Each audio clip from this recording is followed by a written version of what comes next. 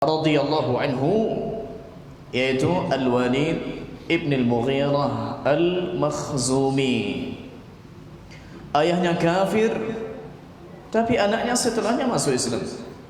Khalid bin Walid masuk Islam, saudaranya Walid ibn al-Walid masuk Islam, dan yang lain. Maka didapati bahawa yang diceritakan di Quran, Zarni wa man khalaqtu wahida, ini adalah seorang tokoh Quraisy bernama Walid ibn al-Mughirah al-Makhzumi. Diceritakan bahwasanya Allah Subhanahu wa taala pada ayat 12 memberikannya harta malam mamduda, anaknya juga banyak, wa banina syuhuda, anaknya banyak dan selalu bersamanya. Karena sering kita dapati orang punya banyak anak tapi tidak bersamanya. Orang punya anak sekian, ini sudah menikah, dibawa oleh suaminya, kemudian yang ini bekerja di sana, terpaksa harus pergi meninggalkan orang tuanya. Akhirnya tinggallah ayah dan ibu, seperti tidak punya anak, padahal anaknya banyak. Kemudian juga hidupnya dilapangkan, tapi sayang dia balas semua ini dengan keingkaran kepada Allah Subhanahu wa taala, dan tidak malu untuk meminta tambah. Yang sudah ada saja tidak bisa disyukuri, tapi dia tidak malu untuk minta tambah, masih dalam kekufuran. Thumma yatma'u an azid, kalla, kami tidak akan menambahnya, tidak bisa. Alasannya, innahu kana li ayatina anida, sesungguhnya dia sangat menentang ayat-ayat kami. Sa'urhiqahu sa'uda, aku akan membebaninya dengan sa'uda.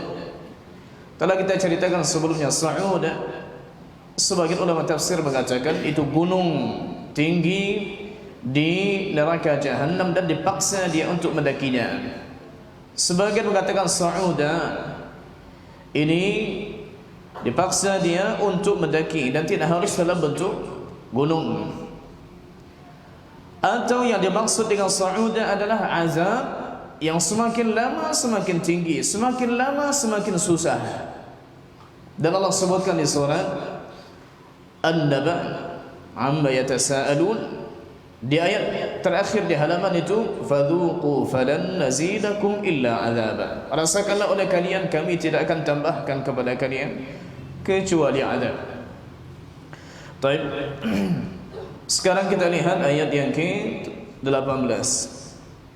Innahu fakkara wa qaddar, sesungguhnya dia telah berfikir, wa qaddar, dan telah menetapkan, telah menakar. Siapa dia? Kembali kepada cerita tadi, ayah kandung dari Khalid ibn al-Walid, Walid ibn al-Mughirah al-Makhzumi. Innahu fakkara wa qaddar, sesungguhnya dia berfikir dan mulai menakar-nakar, mulai menebak-nebak. Apa yang dimaksud dengan menebak-nebak di sini? Dia mulai menebak-nebak, berfikir-fikir, apa yang akan kusampaikan kepada Quraisy tentang Al-Quran ini? Bagusnya apa?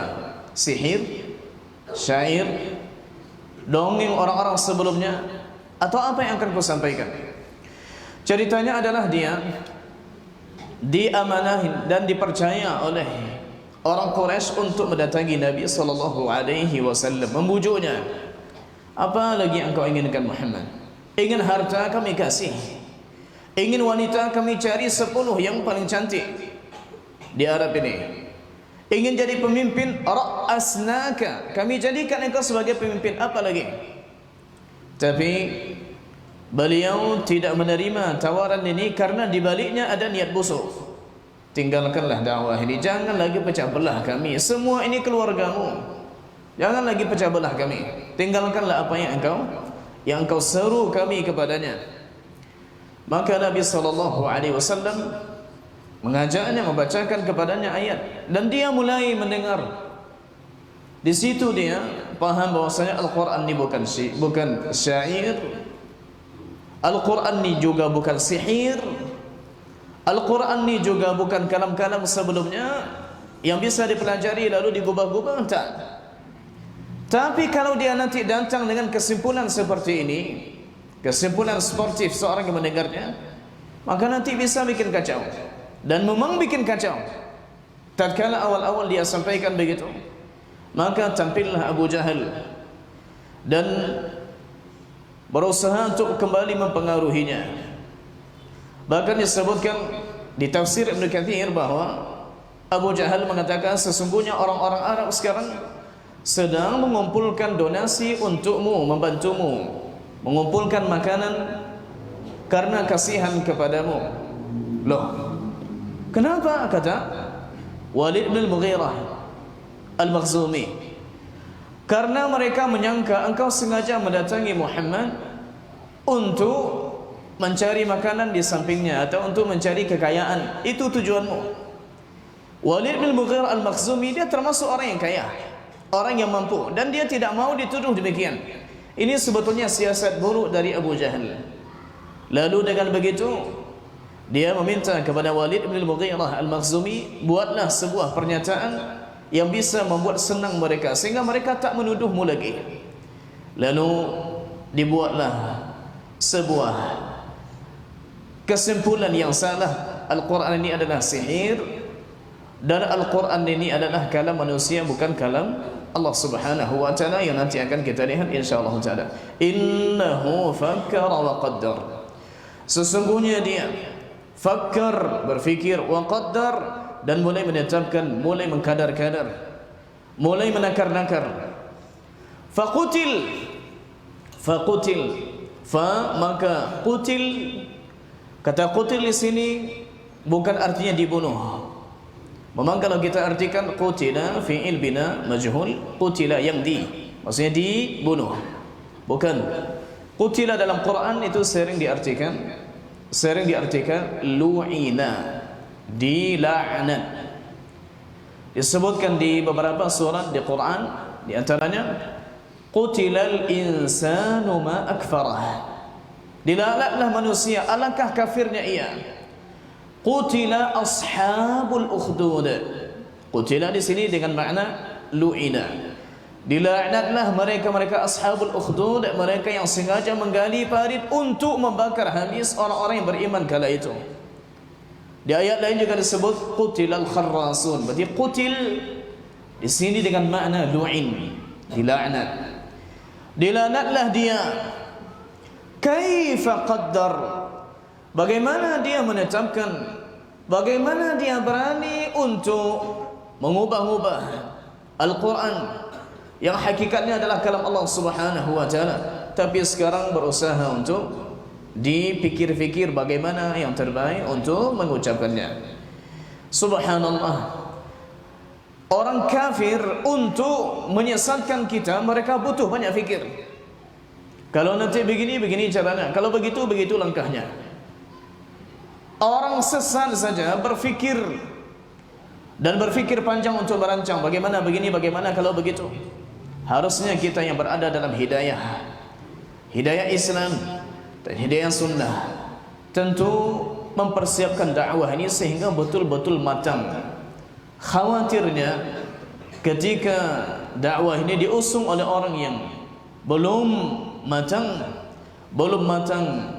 amarahnya, belum matang ilmunya, belum matang kebijaksanaannya, akhirnya membuat kacau lebih banyak daripada mendatangkan manfaat. Sehingga terkadang yang menjadikan orang benci dengan Islam disebabkan oleh da'inya sendiri. Orang benci dengan sunnah disebabkan oleh orang-orang yang menyeru kepada sunnah. Karena di sini ada kekeliruan dari sisi ilmu dan kebijaksanaan. Maka ini perlu juga kita evaluasi. Thumma qutila kaifa qaddar, kemudian celakalah dia, dilaknat. Kaifa qaddar, bagaimana berani dia menetapkan sendiri seenaknya. Dan ini menguatkan yang sebelumnya. Faqutila kaifa qaddar, thumma qutila kaifa qaddar. Masih dalam proses dia bagaimana menyimpulkan Quran ini sebagusnya sehingga orang tak percaya dengan Quran ini. Dia masih melakukan proses. Apa lagi prosesnya? Thumma nazar, kemudian dia nazar melihat yang dimaksud di sini Itu bukan melihat dengan mata, tapi melihat dengan analisanya. Dia coba fikir bagaimana bagusnya. Kata nazar ini lebih kepada melihat dengan ilmu, bukan melihat dengan mata. Dan itu yang diinginkan Allah Subhanahu wa taala dari firman-Nya, afala yanzuruna ilal ibil. Apakah mereka tidak melihat kepada unta? Setiap hari mereka lihat unta. Tapi penglihatan apa yang dimaksud di sini, yang dituntut? Penglihatan yang mengantarkan kepada ilmu, penglihatan yang mengantarkan kepada iman. Kaifa khuliqat, bagaimana unta itu diciptakan. Dan unta ini bisa menyimpan air, unta ini bisa mengantarkan mereka, dan kelebihannya luar biasa. Apakah mereka tidak fikir yang seperti ini? Bukankah ada yang menciptakannya dan dia tidak datang begitu saja? Pernah disebutkan di kitab Ushulul Iman karangan Nukhbah minal Ulama, sekumpulan ulama, disebutkan kisah tentang Imam Abu Hanifah radhiyallahu anhu yang sekarang berdebat dengan seorang ateis. Lalu beliau ketika itu datang terlambat. Lalu orang-orang mengatakan bahwa kenapa terlambat datang, sudah ditentukan jadwalnya. Lalu beliau sampaikan, tadi kapal yang kunaiki itu tidak mau dia mengantarkan ke sini. Kapal yang kunaiki tidak mau dia untuk mengantarkan ke sini. Lalu disebutkan juga, bagaimana pendapat kalian jika ada suatu kapal dia bisa berlayar sendiri tanpa kendali dan bisa memenuhi dirinya sendiri dengan barang-barang tanpa ada yang memenuhi, lalu datang saja ke sini. Mereka secara analogi sederhana mengatakan itu tak mungkin. Lalu pertanyaan ini sebetulnya jebakan. Lalu apakah di alam ini tidak ada pencipta yang menyusun ini bintang, ini bulan, ini matahari? Sementara tadi kalian mengatakan mustahil kapal berisi sendiri, lalu berlayar sendiri, balik sendiri. Dan ini cara memahamkan orang yang tidak mengakui adanya Allah Subhanahu wa taala di balik alam ini.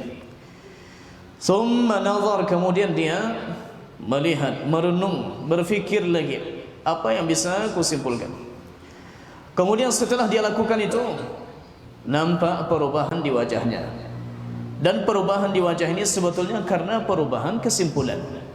Seseorang contohnya jika memandang apa yang dia lihat di depannya sesuatu yang jijik, maka akan nampak di mukanya. Sementara kalau ternyata dia melihat di depannya sesuatu yang menyenangkan, akan nampak juga di ekspresinya. Dan itu jelas. Apa yang sekarang terjadi padanya? Thumma abasa wa basar. Kemudian dia abasa wa tawalla, bermuka masam. Wa basar, dan dia cemberut. Abasa, abus, lelaki yang berwajah itu masam. Wa basar, basur, cemberut, tidak menunjukkan sedikit pun kebahagiaan dan kesenangan. Dan kata basar juga Allah munculkan di ayat yang lain dengan pola yang lain, basar fi'il madhi, tapi di sini ayat ke-24 surah Al-Qiyamah Allah Subhanahu wa taala berfirman, wa wujuhun yawma idzin basirah tadhunnu an yuf'ala biha faqirah. Dan juga ada wajah pada hari itu yang cemberut muram, tadhunnu an yuf'ala biha faqirah. Mereka yakin akan ditimpakan kepadanya malapetaka yang sangat dahsyat. Basar, bermuka cemberut, tidak ada sama sekali nampak kebahagiaan. Ini masih di muka, tapi belum lagi di anggota tubuhnya. Sekarang reaksi anggota tubuhnya ketika kesimpulannya sudah salah. Thumma adbara wastakbar. Kemudian dia adbar, berpaling dari kebenaran, wastakbar, dan dia menyombongkan diri. Karena tadi prosesnya dia berusaha merebut kembali hati-hati orang yang menuduhnya. Thumma adbara wastakbar, dia berpaling dan sombong. Apa bentuk kesombongannya? Ayat ke-24, faqala in hadza illa sihrun yu'thar. Dia berkata, in hadza, tidak adalah ini, maksudnya Quran, tidak adalah Quran, kecuali sihrun yu'thar, kecuali sihir yang dipelajari dari orang-orang terdahulu. Yu'thar maksudnya yang dicari bekas-bekasnya dari orang terdahulu. Karena athar ini bekas, maka dicarilah jejak-jejaknya. Sihir dicari katanya oleh Muhammad ke orang-orang penyihir terkuat sebelumnya, lalu menjadilah dia Al-Quran. Tapi Abu Jahal tatkala mendengar ungkapan seperti ini, itu ada sihir, maka Abu Jahal juga kurang puas. Dia ingin dari Walid bin Al-Mughirah untuk mengatakan hal yang lebih. Maka dia tambahkan, in hadza illa qaulul bashar, ini hanyalah perkataan manusia, bukanlah perkataan Allah sebagaimana yang disebutkan oleh Muhammad. Dan semua ini kebohongan.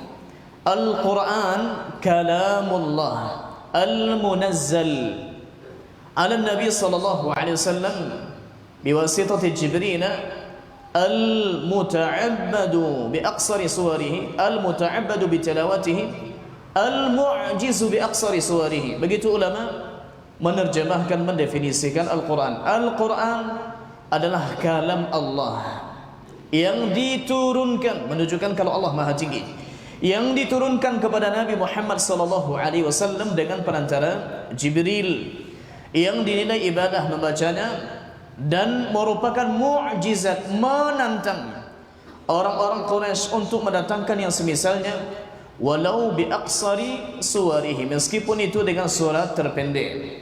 Qul fa'tu bi suratin mislihi, sedangkan datangkan surat semisalnya, tapi mereka tidak mampu mendatangkannya. Ada yang mencoba untuk membuatnya, tapi malah kawannya sendiri yang mengejeknya. Maka Al-Quran ni kalamullah, firman Allah subhanahu wa ta'ala, sautan wa harfan, suara dan huruf.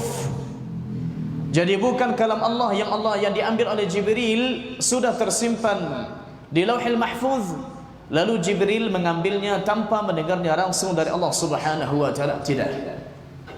Kalau contohnya memang hanya seperti itu, maka apa bedanya Quran dengan Taurat? Tidak lebih Quran dengan Taurat, karena kita tahu Taurat itu langsung ditulis oleh Allah subhanahu wa ta'ala. Tulisannya langsung Allah yang tulis, lalu disampaikan oleh Nabi Musa kepada Bani Israel.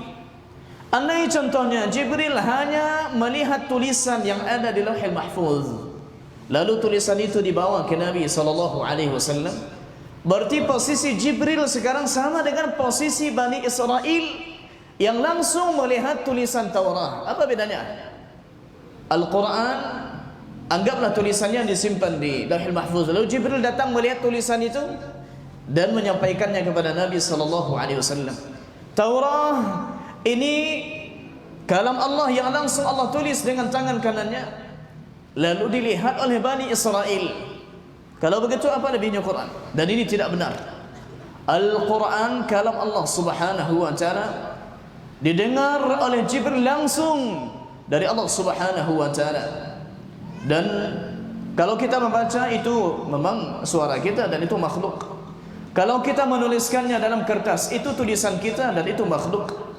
Pena yang kita jadikan itu makhluk, dawat yang kita gunakan itu makhluk. Tapi apa yang kita tuliskan atau yang kita dengar ayat-ayatnya, bukan suaranya, apa yang dibaca oleh qari, itu kalam Allah subhanahu wa ta'ala. Maka jangan terjebak dengan fitnah Mu'tazilah yang mengatakan Al-Quran ni makhluk, dia kalam Allah tapi dia makhluk. Tapi Imam Ahmad bin Hanbal yang teruji dalam bab ini bertahun-tahun, bahkan 3 khalifah, sampai dicambuk, disebutkan oleh orang yang melihatnya, kalau dicambuk dengan siksaan seperti itu, dengan cambuk seperti itu, onta itu sudah lama matinya. Tapi Imam Ahmad di 3 masa, di masa Al-Ma'mun dicambuk, di masa Al-Wathiq dicambuk, di masa Al-Mu'tasim dicambuk, baru setelah digantikan oleh Al-Mutawakkil kembali ulama-ulama Ahlus Sunnah dimuliakan. Maka Al-Quran bukan kalam manusia. Kalau contohnya kita baca di ayat di beberapa tempat, minimal ada di surat Al-Haqqah juga ada di surat Al-Infitar, innahu laqawlu rasulin karim. Innahu, sesungguhnya dia Quran, laqawlu, sungguh dia ucapan rasul, utusan al-karim. Yang dimaksud di sini adalah malaikat Jibril. Ini kan ucapan Jibril ini, innahu laqawlu rasulin karim. Sepakat ulama tafsir menerjemahkan itu adalah ucapan yang dibawa oleh Jibril alaihi salam, dan ucapan sebenarnya adalah kembali kepada Allah Subhanahu wa taala. Maka inilah tuduhan pertama kepada Al-Quran, dan itu dilakukan oleh Walid ibn al-Mughirah al-Makhzumi. Kalau kita baca di surat lain, akan banyak kita dapati tuduhan-tuduhan semisalnya. Contohnya kita baca surat Saba ayat ke-43, halaman kedua sebelum akhir di surat Saba, wa idza tutla alaihim ayatuna bayyinatin qalu ma hadha illa rajulun yuridu an yasuddakum amma kana ya'budu aba'ukum wa qalu ma hadha illa ifkum muftara wa qala alladhina kafaru lil haqqi lamma ja'ahum in hadha illa sihrun mubin. Dan apabila dibacakan kepada mereka ayat-ayat kami yang terang, mereka berkata, orang ini, maksudnya orang yang dimaksud Nabi Muhammad sallallahu alaihi wasallam, orang ini tidak lain hanya ingin menghalang-halangi kalian dari apa yang disembah oleh nenek moyang kalian. Dan mereka berkata Al-Quran tidak lain hanyalah kebohongan yang diada-adakan. Dan orang-orang kafir berkata terhadap kebenaran terhadap kebenaran Al-Quran, ketika kebenaran Al-Quran itu datang kepada mereka, mereka mengatakan ini tidak lain hanyalah sihir yang nyata. Disebutkan juga di surat lain, di antaranya adalah di surat Al-Anfal, dan ini tuduhan Abu Jahal. Kalau tadi itu tuduhan Walid ibn al-Mughirah, sekarang tuduhan Abu Jahal. Ayat 31 surat Al-Anfal, wa idza tutla alaihim ayatuna bayyinat wa idza tutla alaihim ayatuna qalu qad sami'na law nasha'u laqulna mithla hadha in hadha illa asatirul awwalin. Dan apabila dibacakan ayat-ayat kami kepada mereka, mereka berkata sesungguhnya kami telah mendengar ayat seperti ini sebelumnya. Nah, itu hampar, sudah awalnya sudah kami dengar, tak ada istimewanya, begitu katanya. Lau nasya'u laqulna misla hadha, kalau kami menghendaki niscaya kami bisa juga mengucapkan seperti ini. Bisa saja kami buatlah, dan kan sudah ditantang di Quran, tapi mereka tak buat. In hadha illa asatirul awwalin, kata Abu Jahal, Quran ini tidak ada kecuali hanyalah dongeng-dongeng orang terdahulu yang dibacakan kembali oleh Muhammad sallallahu alaihi wasallam. Begitu katanya. Kita lagi di surah Al-Furqan di halaman kedua. Surat itu dituduh Nabi sallallahu alaihi wasallam orang yang mempelajarinya siang malam. Ayat kelima surat Al-Furqan, wa qalu asatirul awwalin iktatabaha fahiya tumla alaihi bukratan wa asila. Dan mereka berkata itu hanya dongeng-dongeng orang terdahulu yang diminta agar dituliskan lalu dibacakan dongeng itu kepadanya setiap pagi dan petang. Nah, ini tuduhan. Berarti Quran ini sebetulnya sudah dia pelajari lama, setiap pagi, setiap petang. Lalu dia ungkapkan itu sebagai kalam Allah, padahal itu kalam dia sendiri. Begitu tuduhan-tuduhan yang disampaikan. Maka Allah Subhanahu wa taala menanggapi orang yang jahil lagi pembangkang ini dengan mengatakan, berfirman, sa'uslihi saqar, sa'uslihi saqar, aku akan memasukkannya ke neraka saqar. Kita tahu tak akan dimasukkan dia ke neraka saat itu 14 abad yang lalu, tak. Tapi di sini disebutkan dengan sa. Kita tahu dalam bahasa Arab, kalau kita akan mengatakan kalimat akan, tapi perbuatan itu segera akan kita lakukan, tidak berdurasi lama, maksudnya jedanya tidak lama, maka kita bilang sa. Tapi kalau durasinya lama, mungkin berhari-hari, bahkan mungkin berbulan-bulan, maka disebutkan saufa. Kalau kita bilang saufa ati, saati, saya akan datang, tapi datangnya cepat. Saufa ati, saya datang tapi belum tahu kapan. Tapi sekarang disebutkan dia akan dimasukkan ke neraka. Nerakanya nanti di hari kiamat. Dan kejadian ini 14 abad yang lalu. Tapi subhanallah disebutkan sa'uslihi saqar. Sungguh akan kumasukkan dalam waktu dekat ini dia seakan-akan begitu ke neraka. Sama dengan firman Allah Subhanahu wa taala, tabbat yada abi lahabin wa tabba ma aghna anhu maluhu wa ma kasaba. Sambungnya sayasla naran dzata lahab. Padahal juga neraka yang akan dimasuki nanti oleh Abu Lahab juga nanti di akhirat, dan itu masih lama. Tapi kata ulama ini litahqiq al-wuqu', untuk betul-betul menetapkan itu pasti terjadi, tidak mungkin tidak, seakan-akan akan terjadi sebentar lagi. Sa'uslihi saqar, aku akan memasukkannya ke neraka saqar. Saqar apakah dia salah satu dari nama neraka? Karena nar katanya ada beberapa macam. Sebagian mengatakan ada al-jahim, ada jahannam, ada al-hutamah, ada as-sa'ir, kemudian juga ada saqar. Maka ini nama-nama nerakanya beda-beda. Ya, ini paketnya untuk ini paketnya untuk ini. Ada juga mengatakan wail termasuk neraka, tapi tidak sahih. Dan sebagian mengatakan bukan, itu nama yang banyak dari satu benda, dari satu makhluk. Dia nar, dan dia neraka jahannam, iya, tapi nama lainnya ada al-hutamah, nama lainnya ada saqar, nama lainnya ada jahim, nama lainnya ada sa'ir. Dan sepertinya pendapat kedua ini insyaallah taala lebih dekat kepada kebenaran. Dinamakan dengan nama berbeda berdasarkan sifatnya, dan disebutkan oleh para ulama, di antaranya adalah Ibnu Faris. Tatkala beliau mencoba untuk menelaah kenapa neraka ini disebut dengan saqar, apa alasannya, apa dibalik semua itu, maka disebutkan oleh beliau bahasanya kenapa dinamakan dengan saqar. As-sin wal qaf wal ra, sin qaf ra, saqar aslun yadullu ala ihraqin aw talwihin binarin.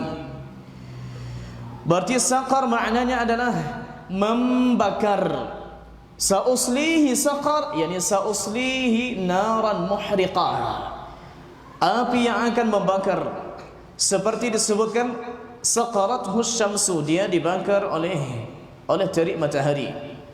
Maka ini lebih kepada sifat, nama-nama berbeda tapi barangnya satu. Sama dengan kita mengatakan salat rawatib qabliyah subuh, lalu kita sebutkan salat sunat fajar, salat sunat subuh, namanya tiga tapi barangnya satu. Sa'uslihi saqar, aku akan memasukkannya ke neraka saqar. Wa ma adraka ma saqar, apa itu neraka saqar? La tubqi wa la tazar. Neraka saqar itu la tubqi, dia tidak meninggalkan sesuatu. Meninggalkan apa? Tidak ada satu pun dari bagian tubuh makhluk yang akan diazab di sana yang ditinggalkan. Tak ada. Semuanya akan dibakar. Bahkan apinya belum sampai ke badannya, hatinya sudah meleleh. Hatinya sudah meleleh, sebagaimana disebutkan di surah Al-Humazah. Wa ma adraka mal hutamah, narullahil muqadah allati tattali'u 'alal afidah. Afidah ni hati. Maksudnya apinya masih di luar, hatinya sudah meleleh di dalam sana. Kakinya yang tercecah ke sandal yang terbuat dari api, tapi malah benaknya ini yang menggelegar, menunjukkan kalau azabnya tidak sembarang azab. Wa ma adraka ma saqar, tahukah engkau apa itu saqar? La tubqi, dia tidak meninggalkan apapun. Wa la tazar, dan tidak membiarkan, tidak berkasih sayang di sana, atau tidak merasa oh ini mungkin istirahat dulu sejenak. Tak. La tubqi wa la tazar, tidak akan ada yang ditinggalkan, semuanya akan dibinasakan. Hanya saja mereka dibinasakan tapi tidak mati. Orang yang contohnya sesakit-sakit yang dirasakan orang, ujung-ujungnya nanti sakit itu tidak akan dia rasakan tatkala dia mati. Dia contohnya sakit terluka, tapi boleh jadi kalau nanti lukanya terlalu parah dan dia mati, luka atau sakit luka tidak lagi dirasakan. Maka permintaan ini yang disampaikan oleh penduduk neraka kepada Malik, sebagaimana Allah sebutkan di surat Az-Zukhruf di halaman terakhir. Wa nadau ya Malik liyaqdi alaina rabbuk, ayat 77. Mereka menyeru, wahai Malik, malaikat ketua penjaga neraka, liyaqdi alaina rabbuk, biarkanlah Tuhanmu mematikan kami saja, biarkanlah kami mati saja daripada begini. Tapi mereka tak mati. Thumma la yamutu fiha wa la yahya, mati tidak, hidup tidak. Kenapa tidak hidup? Tak ada satupun kebahagiaan yang mereka rasakan. Sama saja seperti tak hidup, lebih bagus, lebih baik mati. Tapi mati pun tidak. Dan disebutkan bahwasanya azab itu akan bertambah dan akan bertambah. La tubqi wa la tazar lawahatun lil bashar, lawahah yang akan menghanguskan, lil bashar bagi manusia. Kata bashar di sini ini maknanya dua. Bashar maknanya manusia, sebagaimana ayat terakhir yang kita baca di surah Al-Kahfi, qul innama ana basyarum mithlukum yuha ilayya, katakanlah sesungguhnya aku ini hanya manusia biasa. Bashar manusia. Tapi boleh jadi makna bashar di sini maknanya adalah bisyrah. Bisyrah kulit. Artinya neraka itu akan menghanguskan kulit, akan menghanguskan daging, akan menghanguskan tulang sehingga orangnya meleleh. Tapi apakah sudah meleleh lalu ditiadakan begitu saja? Oh tidak. Kulit yang tadinya merasakan pedihnya azab, karena yang biasa merasakan itu kulit, maka akan didatangkan kulit yang baru. Habis itu datang lagi kulit baru, habis itu datang lagi kulit baru. Allah sebutkan di surat An-Nisa ayat 56 tentang proses azab yang seperti ini di neraka. Innal ladzina kafaru bi ayatina sawfa nuslihim nara kullama nadijat juluduhum baddalnahum juludan ghayraha liyadhuqul adzab. Sungguh orang-orang yang kafir kepada ayat-ayat kami, kelak akan kami masukkan ke dalam neraka. Setiap kali kulit mereka hangus, kami ganti dengan kulit yang lain agar mereka merasakan azab. Sungguh Allah Maha Perkasa lagi Maha Bijaksana. Lawahatul lil bashar, akan menghanguskan manusia, menghanguskan kulitnya, kemudian menghanguskan semuanya. Lawahah ini dengan pola fa'alah biasa digunakan dalam bahasa Arab untuk menyatakan alat, untuk menyatakan alat. Seperti contohnya alat untuk mencuci, ghassalah dari ghassalah, alat untuk membekukan thalajah, alat yang bisa untuk membawa kita itu berlayar, berjalan, sayyarah. Fa'ala biasa dipulakan untuk isim alat. Hanya saja di sini lawahah ini lebih dekat kepada sighah mubalaghah, sesuatu atau pola menunjukkan bersangatan. Sama dengan kita bilang kazzab, kazzabah, ghaffar, ghaffarah, menunjukkan sangat menghanguskan manusia, sangat menghanguskan kulit. Lawahatul lil bashar 'alaiha 19. Di atasnya, maksudnya di atas neraka Saqar itu ada 19 malaikat penjaga. Sebagian mengatakan 19, 19, yang 19 malaikat. Tapi malaikat yang 19 ini ketua-ketuanya malaikat, bukan jumlahnya semuanya 19. Karena ditunjukkan oleh hadis yang lain, neraka Jahannam itu mempunyai tali kekang 70.000. Di setiap tali kekang itu dipegang oleh 70.000 malaikat. Tali kekangnya 70.000, setiap tali kekang dipegang oleh 70.000. Berarti 70.000 dikali 70.000, 49 ditambah nolnya 8, kurang lebih sekitar 4.900.000.000. Itu baru yang memegang tali kekang. Belum lagi yang akan turun langsung ke dalam neraka untuk mengadab. Dan disebutkan dalam hadis bahwasanya dirsul kafir, bahwasanya gigi geraham orang kafir yang nanti akan diazab di neraka itu besarnya sebesar gunung Uhud. Itu satu orang kafir dan itu baru satu gigi geraham, besarnya sebesar itu. Terus bagaimana dengan mereka? Dan orang kafir lebih banyak daripada yang tidak kafir. Bahkan Nabi sebutkan neraka itu nanti dari 1000 akan diisi oleh 999. Lalu sahabat mengatakan, Rasulullah banyaknya. Lalu disebutkan 999 itu dari Ya'juj Ma'juj. Ternyata jumlah mereka sangatlah banyak. Maka tidak mungkin tis'ata asyar ini maknanya hanya 19 saja untuk menguasai atau sebagai penjaga neraka. Tapi andai contohnya begitu, maka Allah Subhanahu wa taala sungguh telah merancang neraka ini dengan rancangan yang sempurna, karena Allah Subhanahu wa taala pencipta yang sempurna.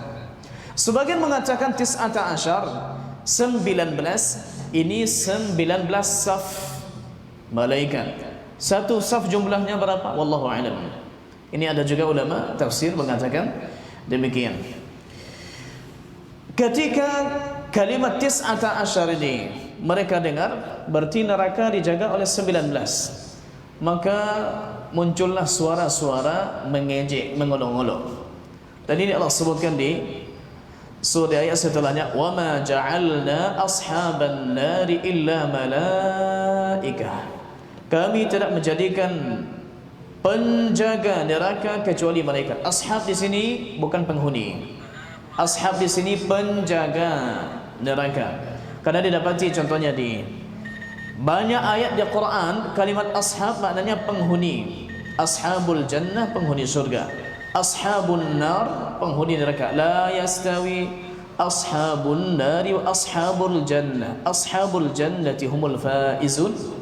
Di ayat ini dan di ayat-ayat lainnya ashab maknanya adalah penghuni. Tapi khusus di ayat ini, di semua Quran yang kita tahu, wallahu taala a'lam, kalimat ashab di sini itu dengan makna penjaga dan tidak didapati yang kedua di dalam Al-Quran selain daripada ini. Nah, silakan Adan.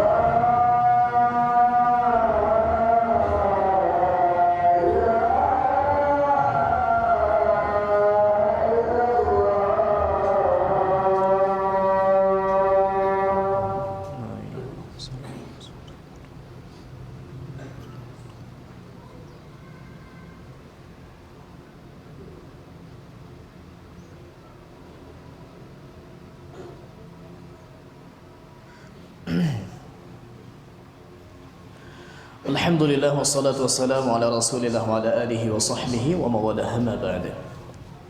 Firman Allah Subhanahu wa taala ayat 31 dan ini ayat yang terpanjang di surat ini, wa ma ja'alna ashaban nari illa malaikah.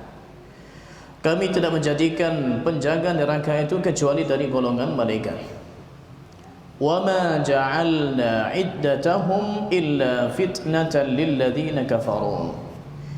Dan kami tidak menjadikan bilangan atau jumlah yang 19 tadi kecuali menjadi fitnah, ujian, cobaan bagi orang-orang yang kafir. Disebutkan oleh Imam Ibn Katsir rahimahullahu ta'ala bahwa ketika mendengar bilangan malaikat yang menjaga neraka itu 19, lalu ada yang sombong mengatakan, wahai Quraisy, cukup kalian bersama mengurus 2 di antara yang 19 dan aku akan mengalahkan yang 17 lagi. I'jaban bi nafsihi, karena ujub dengan dirinya. Ada lagi Abu Jahal mengatakan, 19? Cuma 19? Kita akan banyak. Maka kita bagi masing-masing kita 1000 orang mengalahkan 1. 1000 orang mengalahkan 1. Kita hanya butuh bilangan 19.000 untuk mengalahkan 19 malaikat. Setelah itu neraka dan surga kita kudeta. Katanya begitu. Untuk dia kuasai seenaknya. Dan dia tidak tahu satu malaikat itu bisa menghabiskan kaum Tsamud semuanya. Itu pun bukan dengan tangan, itu pun bukan dengan gigi, bukan dengan senjata, hanya dengan pekikan saja. Inna arsalna alaihim sayhatan wahidah. Dan itu selesai. Apalagi nanti malaikat penjaga neraka dengan sombong mengatakan begitu. Maka jadi ujian bagi mereka dan dijadikan ini bahan ejekan untuk Nabi. 19 begitu. Dan diejek-ejek Nabi kita sallallahu alaihi wasallam. Dan kalau kita lihat di Quran, kita dapati juga ada hal lain yang juga sering mereka jadikan bahan ejekan untuk Nabi sallallahu alaihi wasallam. Di antaranya adalah mimpi yang dilihat oleh Nabi sallallahu alaihi wasallam tentang wahyu, lalu diceritakan. Begitu juga tentang Nabi sallallahu alaihi wasallam ketika malam Isra Mi'raj. Nabi diperjalankan dari Masjidil Haram ke Masjidil Aqsa. Perjalanan biasa, pergi 1 bulan, pulang 1 bulan.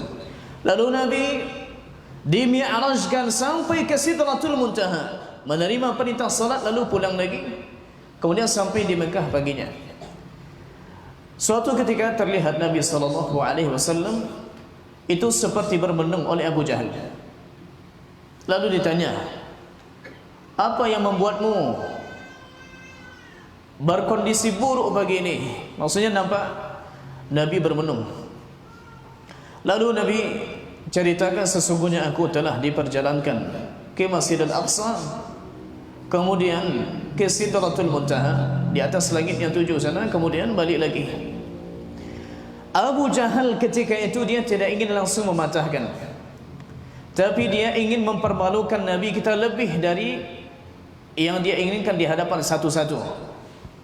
Lalu dia sebutkan, bagaimana kalau kukumpulkan orang-orang untuk mendengarkan apa yang engkau sampaikan, apakah engkau nanti menyampaikan kepada mereka? Kata Nabi, na'am, ya. Lalu dikumpulkanlah orang-orang Quraisy dan diminta Nabi untuk menceritakan. Sebetulnya dia inginkan adalah supaya lebih banyak orang yang menertawakan Nabi sallallahu alaihi wasallam. Lalu di antara mereka bertanya, kalau memang engkau pergi ke Masjidil Aqsa, coba sekarang ceritakan seperti apa Masjidil Aqsa. Nabi pada usia 25 memang sudah pergi juga ke Syam untuk berdagang, membawa harta Ibunda Khadijah. Hanya saja bukan di Palestina, itu di Suriah. Maka Nabi memang tidak pernah melihat langsung Masjidil Aqsa, pintunya seperti apa, ininya seperti apa. Lalu Nabi SAW mencoba mengingat, dan untuk kita ketahui itu malam hari tidak ada listrik. Maka Nabi coba untuk menceritakan. Ketika Nabi agak kesulitan menceritakan, Allah Subhanahu wa taala menampakkan wujud, atau seperti video lah kalau kita nak, dinampakkan di hadapan Nabi, dan Nabi lihat seakan-akan Allah menempatkan Masjid Al-Aqsa sekarang di rumah Uqail. Nampak. Lalu Nabi ceritakan pintunya begini, begini, begini, warnanya begini. Nabi ceritakan semuanya.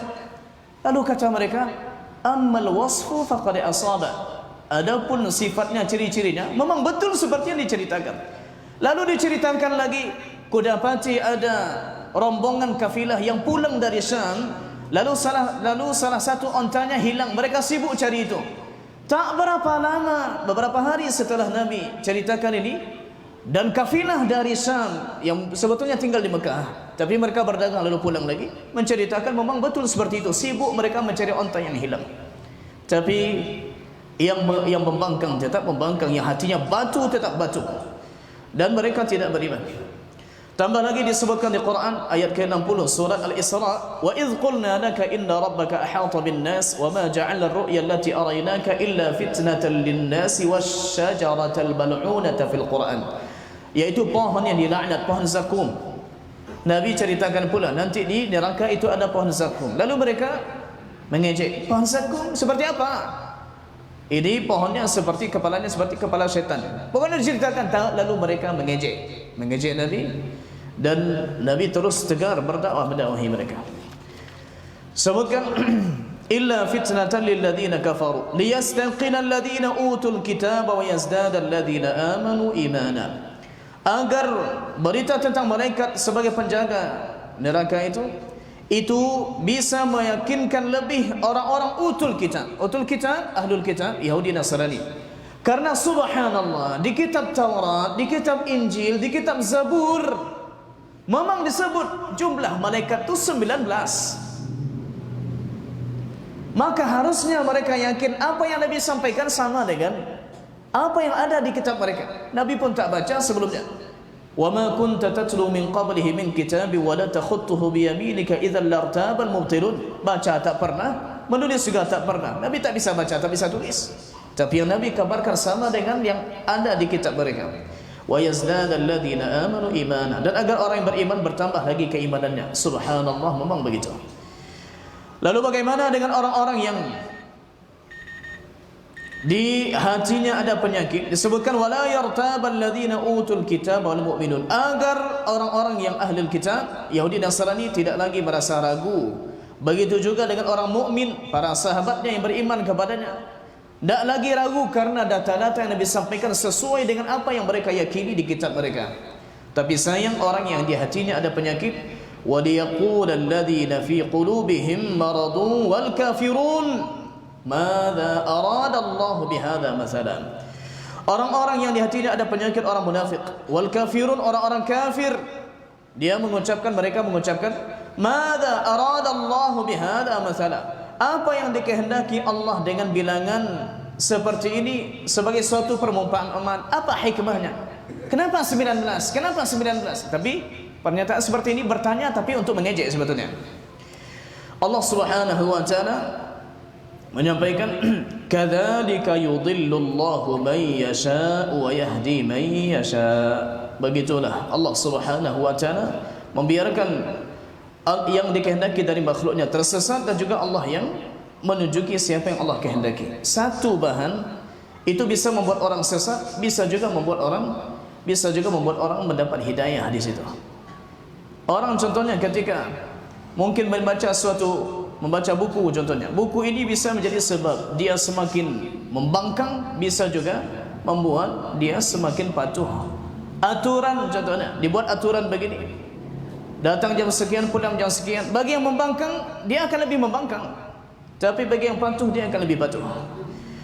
Wa ma ya'lamu junuda rabbika illa hu, dan tidak ada yang tahu bala tentara Tuhanmu kecuali Dia. Jumlahnya berapa? Tidak tahu. Berapa jumlah malaikat? Wallahu a'lam. Tapi yang jelas disebutkan dalam hadis sahih, setiap hari masuk malaikat 70.000 ke Kaabahnya malaikat Baitul Ma'mur di atas langit ketujuh sana. Kemudian keluar darinya, yang sudah masuk lalu keluar tidak akan masuk lagi, dan itu setiap hari 70.000. Dalil lain disebutkan di Sunan Tirmizi, attatis samaa'u wa haqqul laha anta itta. Langit itu mulai berbunyi, mengeluarkan suara, dan wajar saja ia bersuara karena beban yang ada di atasnya itu berat. Karena disebutkan tidak ada tempat arba'u asabi', 4 jari, jarak seperti ini, 4 jari, anggaplah contohnya mungkin ini 10 cm, berarti 40 cm. Tidak ada satupun ruangan di langit 40 cm kecuali sudah diisi oleh malaikat yang sujud kepada Allah Subhanahu wa taala. Dan berapa luas langit? Yang jauh lebih luas dari bumi, itu pun 7. Di setiap tingkatannya tidak ada ruangan yang besarnya sepanjang 4 jari ini kecuali sudah diisi oleh malaikat yang sujud kepada Allah Subhanahu wa taala. Sehingga disebutkan tidak ada makhluk yang lebih banyak daripada malaikat. Andai begini saja, itu sudah sama jumlahnya dengan manusia. Hadis di Sahih Muslim dan ada tambahan di riwayat lain, bahwasanya diwakilkan kepada manusia ini 2 qarin, 1 qarin dari jin dan 1 qarin dari malaikat. Berarti seberapa jumlah semua manusia, ada qarin yang 1, malaikat. Dengan begitu berarti malaikat sudah sama banyak dengan manusia. Tambah lagi yang tadi kita sebutkan, setiap hari masuk 70.000, keluar dan tak masuk lagi. Wa ma hiya illa dzikra lil bashar, dan tidak adalah neraka Saqar itu kecuali peringatan bagi manusia. Dijelaskan bagaimana sifatnya, tak akan meninggalkan apapun. Daging akan dihanguskan, kulit akan dihanguskan, tulang yang sekarang keras itu akan habis dan akan meleleh, akan hancur dengan neraka itu. Maka itu disampaikan Allah Subhanahu wa taala adalah untuk peringatan bagi manusia.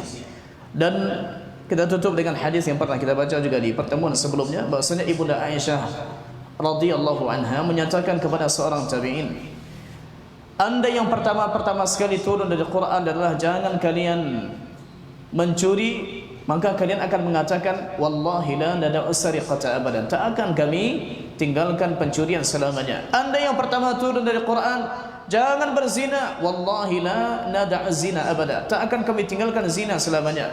Andai contohnya yang turun dari Quran pertama, jangan minum khamar, kalian akan mengatakan wallahi la nada'ul khamra abada, akan begitu. Tapi yang pertama-tama turun dari Quran berkenaan dengan surga dan neraka. Surga untuk memotivasi dan neraka untuk menakut-nakuti. Dan semoga Allah Subhanahu wa taala menjadikan kita hamba-hambanya yang insyaallah taala dimuliakan masuk surga dan dijauhkan dari neraka. Wa jazakumullahu khairan. Subhanakallahumma bihamdika asyhadu an la ilaha illa anta astaghfiruka wa atubu ilaika. Wassalamu alaikum warahmatullahi wabarakatuh.